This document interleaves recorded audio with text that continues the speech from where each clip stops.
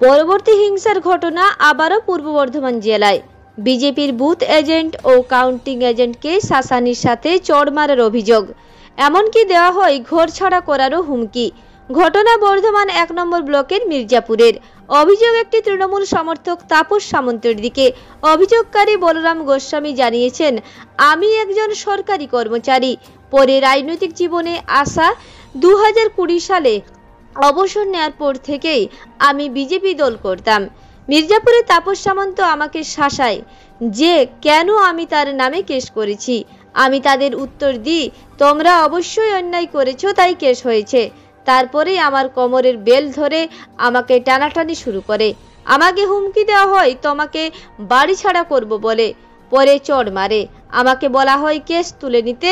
এর আগে আমি সমিতিতে নমিনেশন করেছিলাম, যার ফলে আমাকে প্রচুর মারধর করা হয়। আমি নমিনেশন দাখিল করতে পারিনি।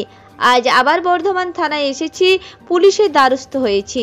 আমাকে তাপস সামন্ত ওরফে সঞ্জীব সামন্ত, পিতা লক্ষ্মীনারায়ণ সামন্ত, মির্জাপুর বাড়ি, প্রথমে বলে যে আমি কেন কেস করেছি। আমি বললাম যে কেস তো পুলিশে করেছে, আর আমি বুথ এজেন্ট ছিলাম, তোমরা যে অন্যায় মানে যেটা করেছো, আমি বিশেষ উত্তর দিইও নি তাকে, কোনো বিশেষ উত্তর মানে ভয়ে উত্তর দিতেও সাহস করিনি। তা সত্ত্বেও আমাকে কোমরে বেল ধরে টানাটানি করতে শুরু করে, তোমাকে এখান থেকে তাড়িয়ে দেবো, বাড়ি ছাড়া করব, অনেক অত্যাচার করব, তুমি খুব মানে বড় হয়ে গেছো। আর গিয়ে এসে গালে এক চড় মারে। হ্যাঁ, কেন আপনাকে মারলো কেন? আমি বিজেপির বুথ এজেন্ট এবং কাউন্টিং এজেন্ট হয়েছি। আপনার নাম কি? বলরাম গোস্বামী। আপনি এর আগে কি করতেন?